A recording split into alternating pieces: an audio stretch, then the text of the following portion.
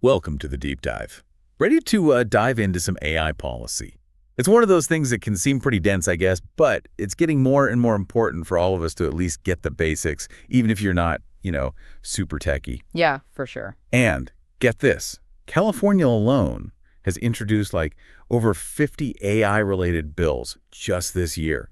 Crazy, right? It really shows you how much this is on everyone's minds. The European Union's got its AI Act, and even President Biden issued an executive order on AI. So, yeah, things are happening. Definitely feels like something big's going on. So I guess for our listener, maybe let's back up a sec. What is AI exactly, and why this sudden rush to try and regulate it everywhere? Okay, good starting point.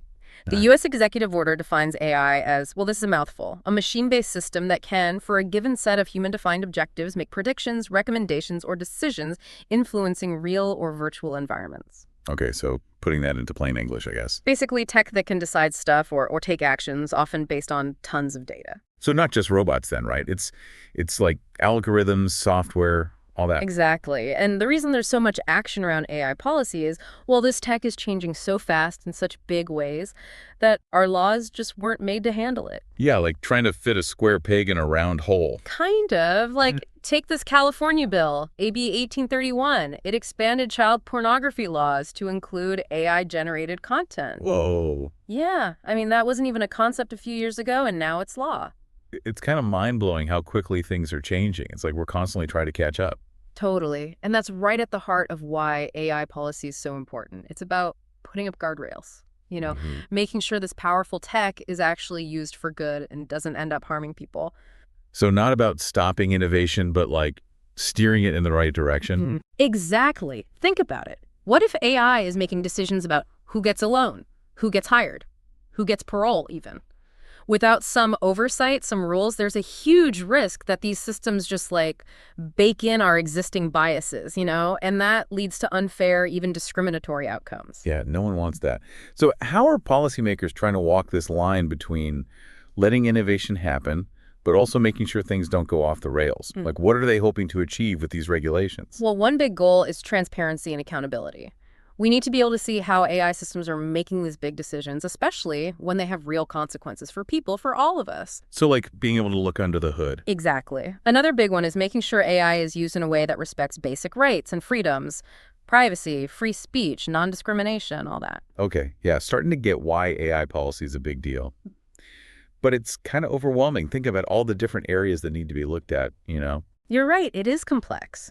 But if we break it down, we can start to see how these regulations are meant to shape how AI is developed and used so that it's actually good for everyone. Okay, good plan. So where do we even begin? What are some of the specific areas where these regulations are being worked on? Well, healthcare is getting a lot of attention. It's a field where AI could really revolutionize things from diagnosis to treatment. But it also raises a lot of ethical and legal questions. Yeah. Makes sense. Healthcare is where AI can really directly impact people's lives in a big way.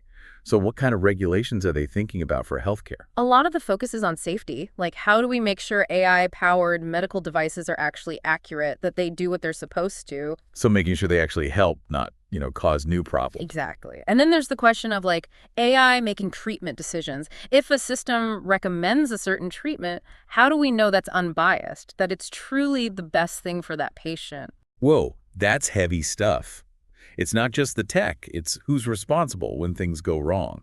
And that's probably a whole other can of worms. Yeah, it gets complicated fast. And that's why we need these clear guidelines, these regulations, to help us navigate these issues. Makes sense. So healthcare is one big area. What else is out there where AI is having a huge impact and where policymakers are really focusing their attention? Well, employment is another big one. As AI gets more sophisticated, and automation too, it has the potential to change the entire workforce. Some jobs will disappear for sure, but new ones will pop up that we can't even imagine yet. That's something a lot of people worry about, right? The whole robots taking our jobs thing. It's a valid concern, and it's why policymakers are looking at ways to soften the blow, so to speak. Things like training programs for workers who lose their jobs, investing in education and, new skills, and even exploring new social safety nets. So it's not just regulating AI, it's also about how we adapt as a society, how our economy adjusts to this new world. Yeah, you got it. And it's a challenge that needs everyone on board. from governments and businesses to individuals. It's really starting to click for me why this is all so important. AI policy isn't just about technical details or legalese. It's about how we want to live in a world where AI is such a big part of our lives. You said it. It's about making AI work for all of us. Okay, that makes a lot of sense. So let's get into some of the specifics. Where do these regulations come in? Let's start with healthcare. It's one area where AI is already having a real impact and where the stakes are incredibly high. Makes sense. When it comes to health, you don't want to mess around. So what kind of regulations are they looking at for healthcare specifically? Well, one thing is making sure AI-powered medical devices are actually safe and effective. These things need to be rigorously tested. We need to know they're accurate and reliable. Right. So it's not just, oh, this AI is cool, let's use it on patients. It's about making sure it's actually improving things, not putting people at risk. Exactly. And then there's a whole debate around using AI to make treatment decisions. Like, if an AI suggests a certain treatment, how do we guarantee it's unbiased, that it's really the best option for that particular patient? Those are tough questions. It's not just about the technology itself. It's about how it's used and who's responsible when things go wrong. You're right. It gets complicated fast. And that's exactly why we need clear rules, regulations to help us navigate all this. I see what you mean. So we've talked about healthcare, but what other areas are getting this kind of attention from policymakers? Where else is AI making a big splash? Another big one is employment. AI and automation, as they get smarter, they have the potential to totally change the workforce. Some jobs will definitely be automated. New jobs will pop up that we can't even imagine yet. This is what a lot of people are worried about, right? Robots taking our jobs. And it's a legitimate concern. So policymakers are looking at ways to cushion that impact. Things like training and support for people who lose their jobs to automation, investing in education and skills development programs, even figuring out new ways to provide a safety net. So it's not just about regulating AI, it's about adapting as a society, figuring out how our economy works in this new world, right? Exactly. It's going to take everyone working together on this, governments, businesses, and individuals. This is making a lot more sense now. AI policy isn't just some technical thing. It's about figuring out how we want to live in this world where AI is such a big part of everything. You got it. It's about shaping AI to work for everyone. So before we went deeper, we were talking about AI's impact on jobs and how regulations are trying to, keep up with those changes. It really does feel like we're at this turning point, right? The whole idea of AI reshaping, what work even is, I don't know, exciting, but also kind of scary. It's definitely a huge part of this whole AI revolution. And it's not just jobs going away, it's about the skills we'll need to actually thrive in a world where AI's everywhere. So, okay, let's talk about that. What skills are we talking about? What's going to be in high demand as AI becomes more, just part of the everyday workplace? Well, one thing that's getting more and more important is data literacy. AI depends on data, so knowing how to collect it, analyze it, make sense of it, that's going to be key for a ton of jobs. So even if you're not a programmer or a data scientist, just having some basic understanding of data is going to be crucial. Totally. And critical thinking, being able to really analyze information, that's going to be more valuable than ever. AI can automate all the routine stuff, but it's still humans who need to figure out what it all means, make judgments, solve the hard problems. So it's not just taking what the AI says at face value, but being able to think for yourself, basically. Yeah. And then there's creativity, innovation. As AI takes over those boring, repetitive tasks, we're going to have more space to focus on things that need imagination, original thinking, coming up with new ideas. So in a way, AI could actually help us be more human by taking care of the boring stuff and letting us do what we're good at. Love that way of looking at it. And we can't forget about things like emotional intelligence, being able to connect with other people. In a world where AI is everywhere, those human skills, being able to communicate, build relationships, that's only going to get more important. So it's like the human touch is even more valuable in an AI-driven world. Interesting. Okay, so we talked about this a bit earlier, but I really want to dig deeper into the whole bias and discrimination issue.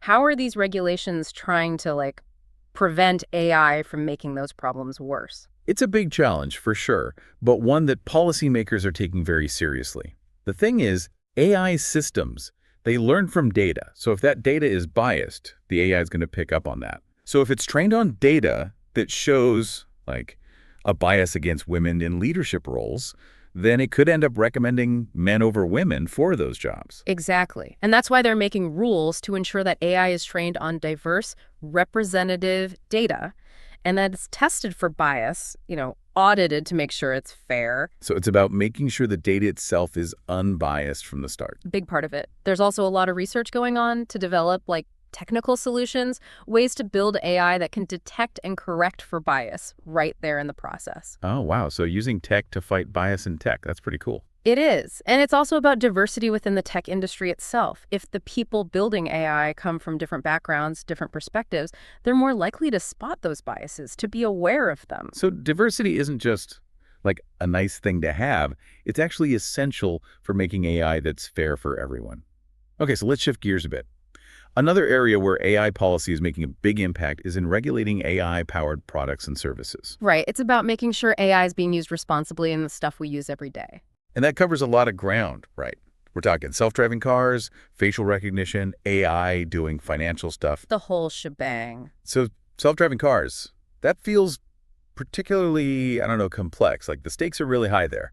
For sure. And regulators are still trying to figure out the best way to approach this. How do you even guarantee the safety of self-driving cars? You need standards for the technology, for how it's tested, and then there's the question of who's liable if there's an accident. Yeah, who's to blame when a machine is driving? That's a tough one. And it goes beyond the technology, too. What about jobs in the transportation industry? What if self-driving cars end up making inequality worse if not everyone can afford them? So it's like thinking about the unintended consequences, trying to get ahead of those issues before they become problems. Exactly. Okay, moving on. How about facial recognition software? Another one that raises a lot of ethical red flags. Oh yeah, facial recognition. That's everywhere now. From unlocking our phones to catching criminals. And more in public spaces, too. Cameras with facial recognition are being used for security, targeted advertising, all sorts of things. Honestly, that freaks me out a little. It feels like privacy is just going out the window, especially with the potential for surveillance and tracking. You're not alone. A lot of policymakers are calling for really strict regulations on this tech, like limiting its use in public, requiring warrants if law enforcement wants to use it, and making sure people can see what data is being collected about them and correct it if it's wrong. So it's about balancing the good stuff, like maybe increased security, with those risks to privacy and our basic freedoms. Exactly. And that debate is going to keep raging on as the technology gets better and we find more uses for it. All this is really interesting, but it's making me realize that AI policy isn't just about regulating specific technologies, right? It's also about the bigger picture, the impact on society, the ethical questions. You got it. It's about making sure AI is used in a way that matches our values, that benefits everyone. Which brings us to another big part of AI policy: ethical frameworks and guidelines. Ethical frameworks, okay. This sounds like it's getting to the heart of the matter, making sure AI is actually a force for good, not for harm. Exactly. And these frameworks are being worked on by, everyone. Governments, international organizations, industry groups, academics, you name it. So it's a group effort to define what responsible AI really looks like. What are some of the big ideas, the key principles they're focused on? Well, transparency is huge. Like we've been saying, we need to know how AI systems are making decisions. And those decisions need to be explainable so people understand what's going on. So no more hiding behind the curtain, no more AI as this mysterious black box. Right. Another one is fairness. Making sure AI isn't perpetuating biases, that it treats everyone equally. We've talked about that quite a bit, and it seems like that's one of the toughest nuts to crack, right? Because AI can learn those biases from the data we feed it. Absolutely. Then there's accountability. Someone needs to be responsible for what these AI systems do. The people who build them, who deploy them, they have to be held accountable for any harm that's caused. So even if it's a machine making the decision, ultimately a human is responsible. Makes sense. Right. And those are just a few of the big principles. There's also a focus on privacy, security, keeping humans in control, and making sure AI is actually benefiting society as a whole. This is all starting to feel much more like real. We're not just talking theory anymore. There are actual guidelines, actions being taken to make sure AI is developed responsibly and ethically. And this is a global conversation. Different countries are approaching it in their own ways, But there's also this growing understanding that we need to work together internationally to deal with the big challenges AI poses. It's kind of like the internet, right? It started out all decentralized, but pretty quickly it was obvious we needed some global rules to deal with things like cybersecurity, privacy, all that stuff. Perfect analogy. We're seeing the same thing happen with AI. As it becomes more embedded in our lives, crosses borders, we need international agreements, standards to make sure it's used responsibly everywhere. So level the playing field and protect people's rights no matter where they live. Exactly. So where are these discussions happening? Well, the UN has a whole panel of experts on AI, advising on global governance. The OECD, that's the Organization for Economic Cooperation and Development, they've put out a set of AI principles that lots of countries have signed on to. So a lot of movement at the international level. What are the big hurdles to actually getting everyone on the same page with AI policy? Well, different countries have different values, different priorities. Some might be all about economic growth. Others might be more focused on human rights. So finding common ground can be tough. Yeah, you got to find that sweet spot. And then there's the fact that AI is evolving so fast. A regulation that seems sensible today might be outdated tomorrow. So you need rules that can adapt, keep up with the pace of change. Yeah. Right. And it's not all on governments either. The tech industry itself has a huge role to play in shaping the future of AI. They're the ones building and using these systems, so they have a responsibility to do it ethically. Okay, so governments set the rules, but it's companies that have to play by them. How's that working out?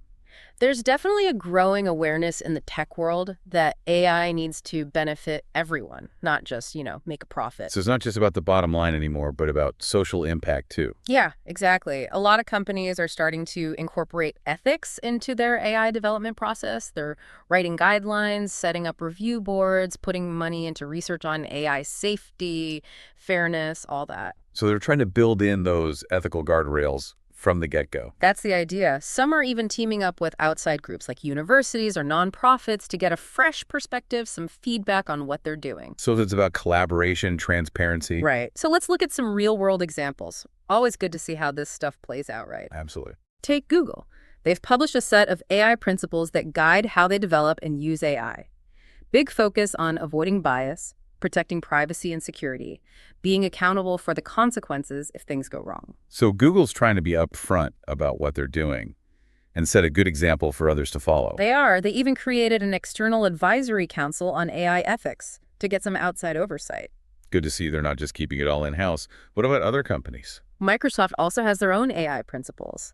Fairness, reliability, safety, privacy, inclusiveness, transparency, accountability, they cover it all. They even have an internal ethics committee that looks at AI projects, make sure they're following the rules. So like checks and balances, but inside the company itself. I like that. Right. Another example is IBM.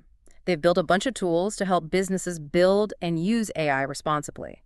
These tools focus on things like detecting and fixing bias, protecting data privacy, explaining how the AI makes decisions. So IBM isn't just making AI. They're making tools to help others use it ethically. That's pretty awesome. It is. And those are just a few examples. More and more companies are realizing that AI ethics is important, and they're actually doing something about it. That's encouraging. Sounds like the tech industry is starting to realize they have a responsibility here. Definitely a key takeaway. But it's early days still. Lots of challenges to overcome, and we need to keep the pressure on, make sure these companies actually walk the walk. So it's not just giving them a pat on the back, it's about making sure they follow through. Absolutely. And that's where governments, organizations, and everyday people like us, we all have a role to play. This whole conversation about AI ethics in the tech world is fascinating. Yeah. It really shows just how complex this all is. It does, and it highlights how important it is for everyone to be involved. Businesses, policymakers, researchers, the public, we all need to keep talking and working together. Wow, we've covered a lot of ground in this deep dive, from like AI 101 to some really complex stuff. Hopefully our listeners are still with us. It's been a journey, for sure. I think the main thing to remember is AI policy, it's not some far-off thing. It's affecting all of us, whether we realize it or not. It's changing the world, like right now. So true. At the beginning, we admitted that AI policy can be a bit intimidating, right? Especially if you're not a tech person. But we wanted to show that it's something everyone can understand and should be thinking about. Definitely. And like we've been saying, it's not just about the technical stuff, the laws and all that. It's about values, about ethics, about the kind of society we want to build. It's about making sure AI makes our lives better, not worse, right? That it gives us more opportunities, not less freedom. Exactly. And this is the key point. The future of AI isn't set in stone. It's something we're all creating right now with the choices we make, the actions we take, even just by speaking up. Love that. So our listener, now that they've got a better handle on AI policy, what can they actually do? How can they make a difference? Well, first step is stay informed. Keep learning, keep reading, keep listening to podcasts like this one. The more we understand, the more we can participate in this whole conversation. Exactly. And don't forget, the sources we use for this deep dive, those are just the starting point. There's tons of info out there online, reports, articles, news stories. Don't be afraid to contact your elected officials. Let them know what you think. They need to hear from people about this stuff. It matters. Yeah, make your voice heard and talk to people, your friends, family, coworkers. The more we all talk about AI policy, the more awareness we raise, the more people will get involved. And if you're feeling really inspired, think about supporting organizations that are pushing for responsible AI. There are tons of great groups out there doing important work. This has been so eye-opening. I feel like I not only understand AI policy better, but I also have some hope that we can actually get this right, that we can make AI a force for good in the world. That's the spirit. It's easy to get overwhelmed with how fast things are moving, but we do have power, we have a voice, we can shape this. We've talked a lot about the potential risks of AI, but let's end on a positive note. What are some ways AI could really make the world a better place? Well, AI could revolutionize healthcare. Imagine earlier disease detection, treatments tailored to each person, even cures for diseases we can't cure now. Wow, like AI helping us wipe out cancer or Alzheimer's, that's huge. AI could also help us tackle climate change, optimizing energy use, developing clean energy tech, even pulling carbon dioxide out of the air. What about AI making education better? Personalized learning for everyone, no matter where you live, what your background is. The possibilities are, endless. Safer transportation, more sustainable cities, even exploring space. AI can be a powerful tool for good. It's pretty amazing to think about the positive impact AI could have if we use it wisely, ethically. And that's what all this talk about AI policy is about. It's about making sure we use this powerful tech to create a future that's better, fairer, more sustainable for everyone. This has been a truly fascinating deep dive. Thanks so much for joining us. It's been a pleasure. And keep in mind, the conversation doesn't stop here. Keep learning, keep engaging, and keep shaping the future of AI.